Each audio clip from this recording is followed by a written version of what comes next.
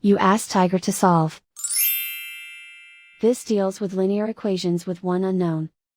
The final result is x equals -18. Let's solve it step by step. Swap sides. Isolate the x. Multiply both sides by inverse fraction 9/5. Group like terms.